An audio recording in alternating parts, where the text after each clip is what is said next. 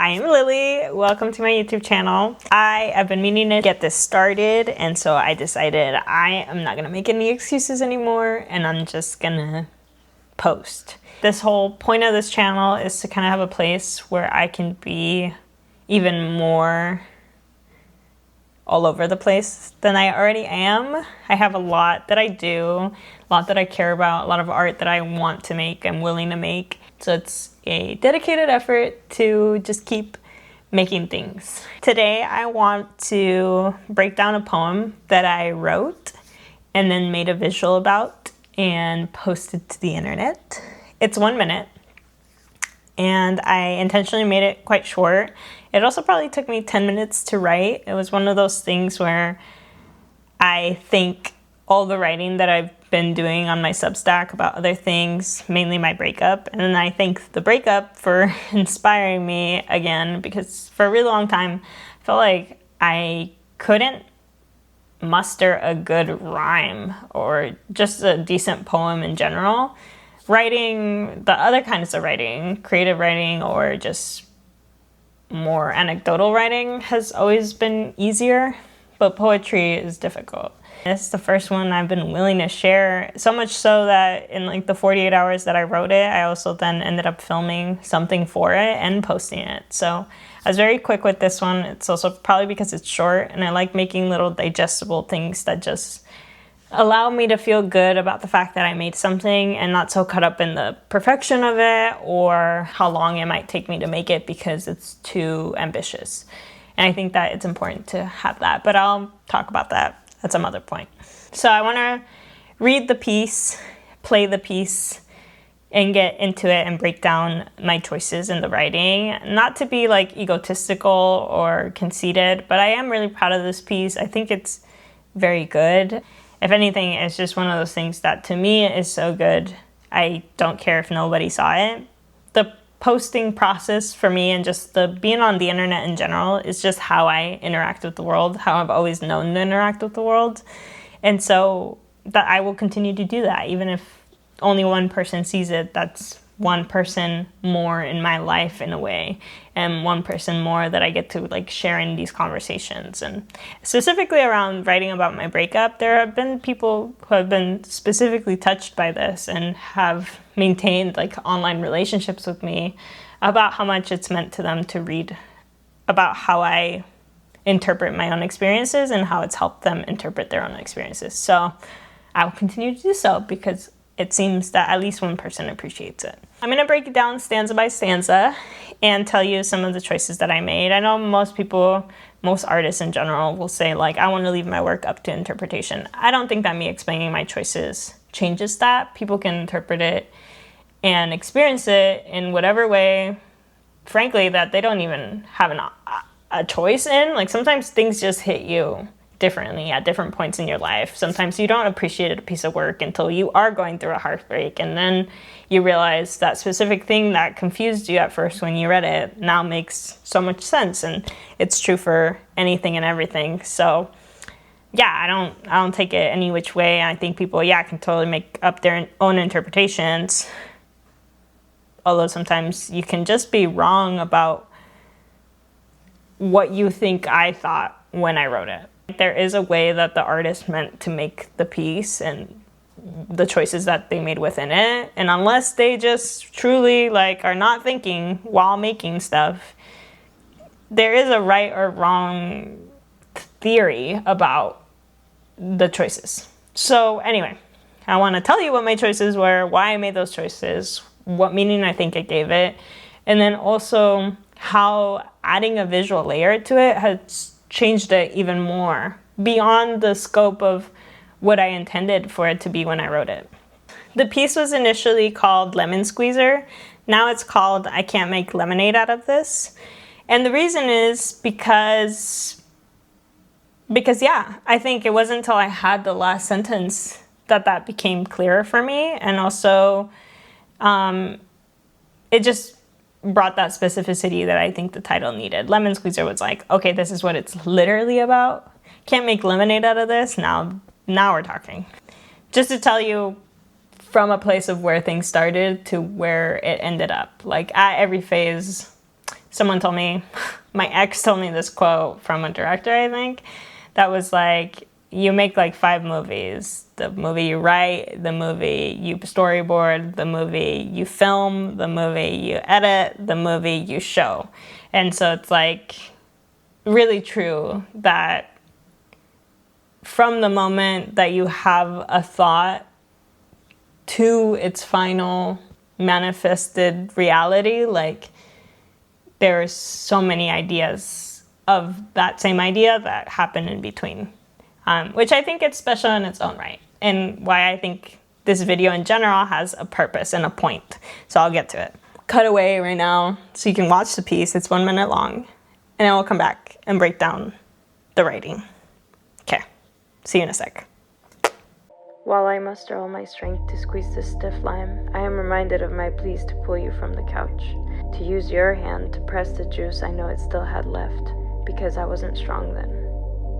How you rarely got up without a plea of your own. Come on, you can do it. Squeeze harder. What if I wasn't home? What if you weren't home? I'm finding out. So I muster all my strength and squeeze, letting the juice river down into my paper cuts, stinging me with feelings of overwhelm. Meeting at the ocean in my palm, sifting seeds with my fingers, sand slipping like time. I must have gotten some in my eye, the way you'd get some in mine. Salt water and lime. I let the acidity eat away, like rust on a beach boardwalk. Never got why we only make half bridges. Anyway, I shouldn't get a lemon squeezer, because I won't be making lemonade. We're back. Okay, let's break down stanza by stanza. While I muster all my strength to squeeze this stiff lime, I am reminded of my pleas to pull you from the couch. To use your hand to press the juice I know it still has left, because I wasn't strong then.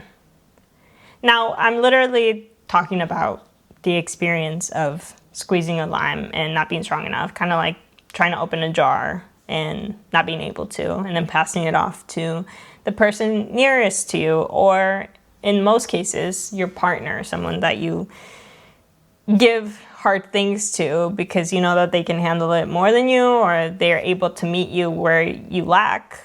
That's what the idea is, right? And I'm referencing both the present and the past because in the present moment, I am squeezing something. And in the past, I am remembering what it was like all those times before when I was squeezing the same thing.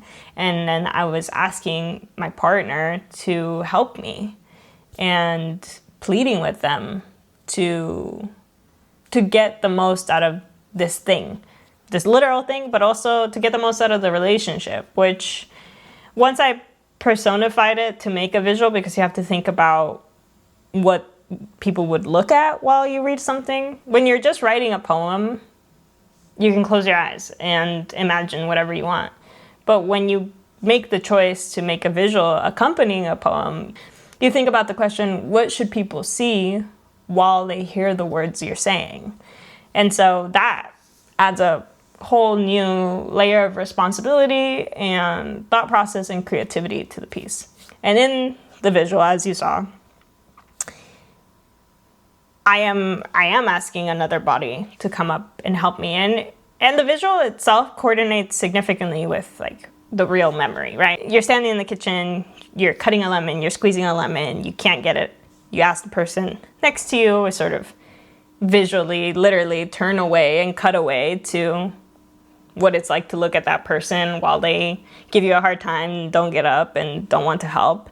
Then you turn back to this action and try to give it your best. And then before you know it, that person's kind of in your periphery, kind of coming in to assist. And what it means in the time you had between asking and them actually getting up. And I think that is also such a metaphor for relationships and something to get into later. I think about the juice and the using your hand to press the juice I know it still has left. And the juice being, what does this relationship have left in it? Have I gotten all of it out myself? Can I get your help? Would you be willing to help me? Because I'm not strong enough to do it all by myself. And it's interesting that, you know, even in my processing of this breakup and also in the writing of this piece, I'm not saying that I have the responsibility to get all the juice out myself or that the other person does. But I do say with certainty that I wasn't strong then. And even right now, I'm asking myself what I meant by that. And I think it's like both literally that I wasn't strong enough to do things, to do it all the way for the both of us. And I don't think that I should be. And I think it parallels the present where it's like I am strong enough to squeeze my own lemon or figure out a clever way to squeeze my own lemon if my physical hands can't do it. But back then I didn't want to, and I wasn't strong enough to stretch my willingness.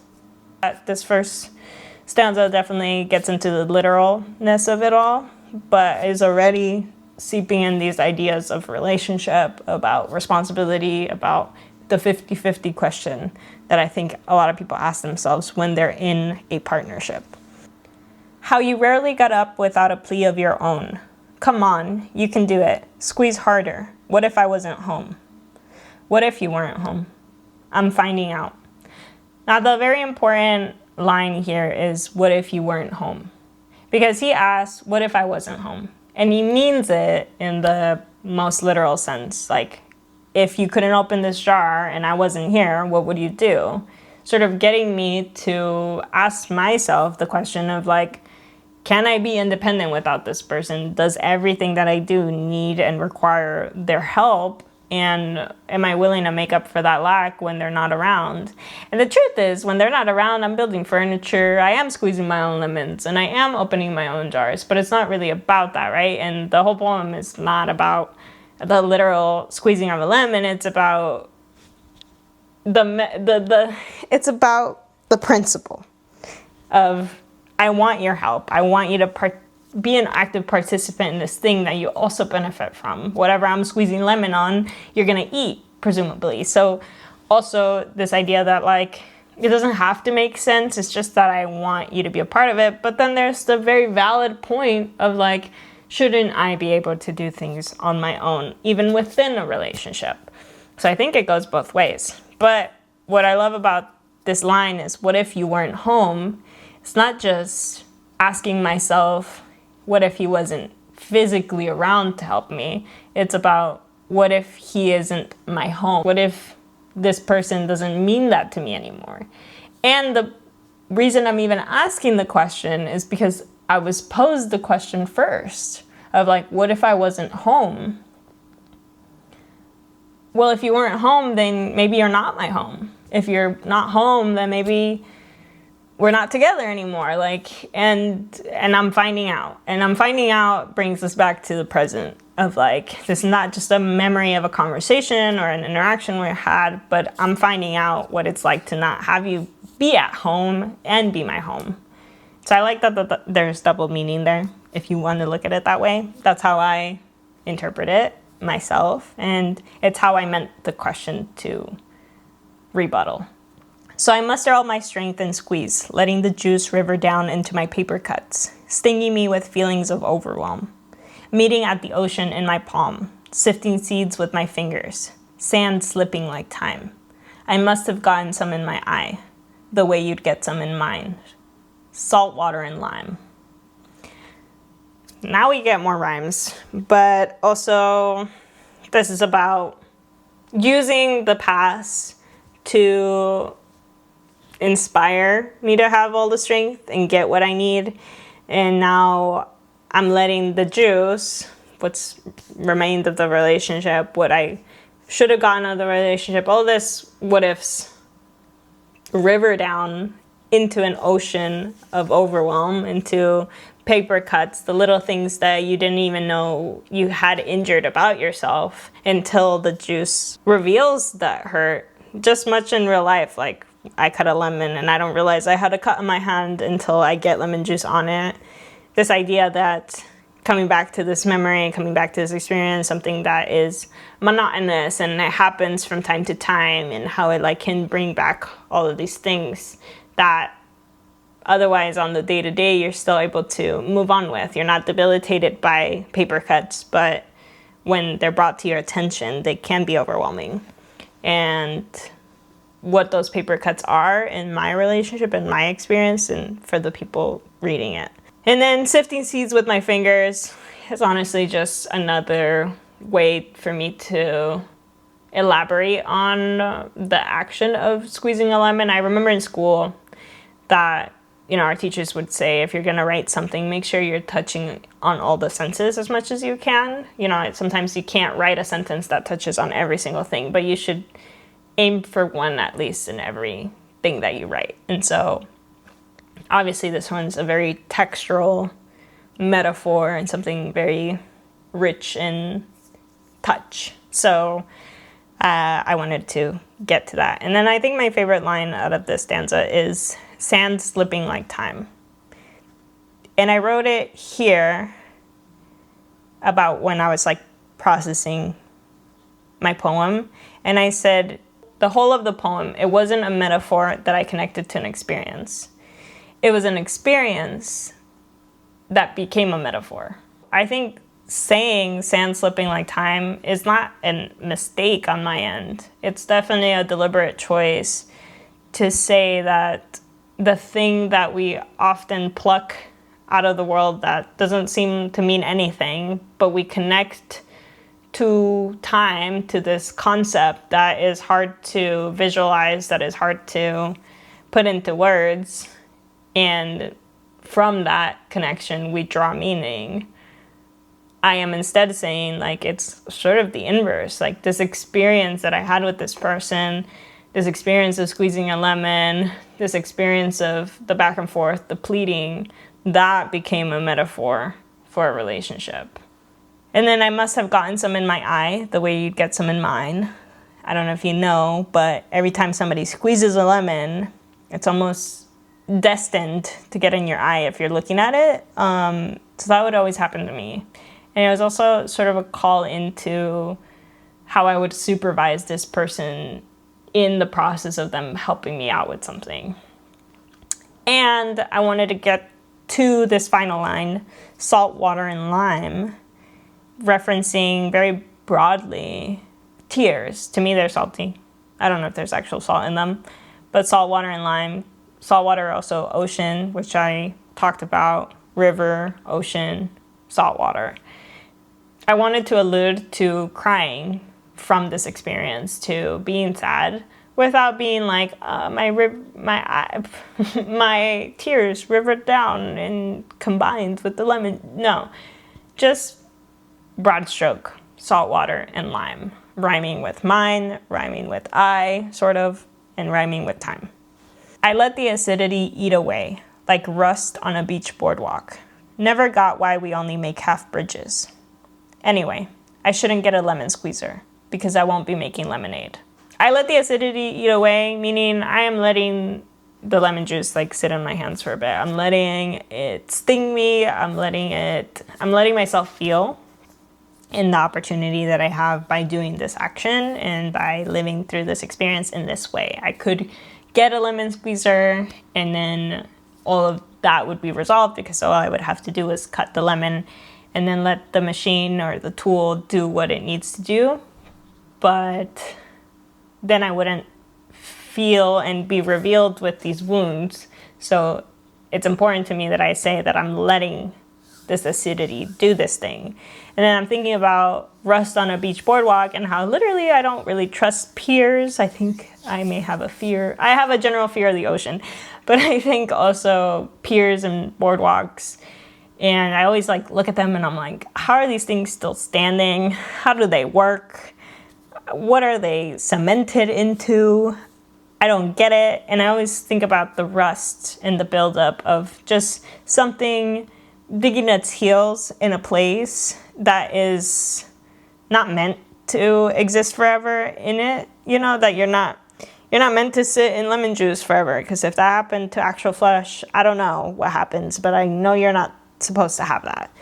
And so it's about allowing for the pain and letting it move through you like a river into an ocean, but also not sitting in it forever. And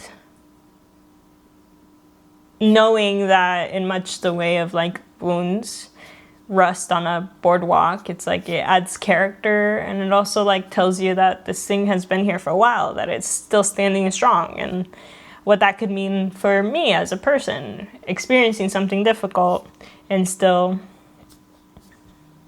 living to tell the tale, I guess. And then I say, never got why we only make half bridges. To me, piers and boardwalks, they don't make sense. They are quite literally half of a bridge, except there's just no way to get to the other end because the other end's just the ocean. And so I am asking, quite literally, like, I don't get why we make half bridges or boardwalks or piers. But it's also the question of, why do we put in 50% and expect 50%?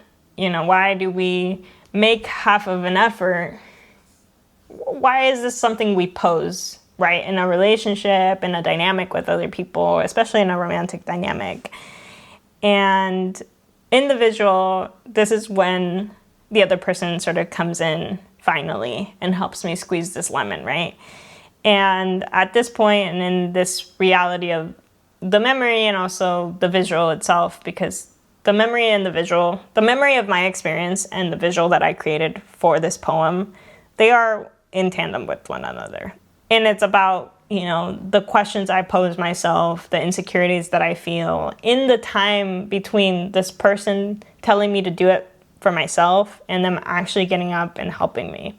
To my point that once they are there to help me, I've already sort of grieved what I'm missing, the half that they're not giving me, the effort that they're not putting in. So, yeah, the idea of half bridges is asking myself, why am I creating a scenario where I even need somebody? Which I think is kind of cool. And then I say, anyway, to sort of let go of this boardwalk and bridges thing and come back to the core, I shouldn't get a lemon squeezer. Now, in the visual, because we need something to look at, and also I didn't want to do like a shot of a lemon squeezer. And I like that it actually, in a way, in the edit, ended up accidentally being this person still standing there for me, squeezing my own lemon for me. But it's like, anyway, I shouldn't get a lemon squeezer. It's not just a tool anymore. It's been personified into a person, a new partner, friend, whatever. Just somebody that's helping me accomplish this thing I should accomplish on my own. And it's about this idea of like, I shouldn't move on. I shouldn't take the easy way out. I shouldn't get the tool that's going to help things run smoother, because I won't be making lemonade. Drawing to the well-known saying, when life gives you lemons, make lemonade. I like this idea that that in a way I'm cementing my heels and saying I'm not going to make lemonade. I don't think that I should. I think that I shouldn't get a new partner. I shouldn't move on with my life just yet because there's no reason to turn this lemon into lemonade yet. I should sit with this. I should sit with the bitterness and the stinging and the effortfulness that it takes to feel the full breath of what it's like to squeeze my own shit. And so I won't be making lemonade. I won't be making the most out of this experience. And that's it. That's the end of the poem. And I really like it. And I think the visuals that accompany it are really powerful. And they were very simple to make. And so, I don't know, I felt really encouraged that because I could do it in just a few hours altogether, like, that more of this can come from me and more of this can flow from me.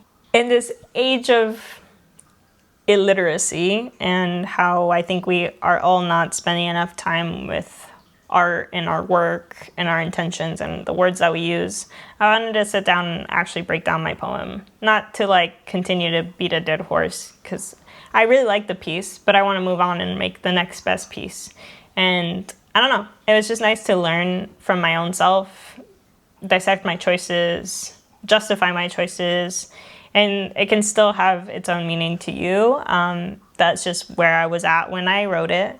And if I read it again in 3 months, who knows how I would feel about certain words. Would they ring more true or less true? That's kind of the beauty of it. Thank you for spending this time with me, and I don't know when the next video will be, but I'm sure it'll be something different. Catch you on the flip side.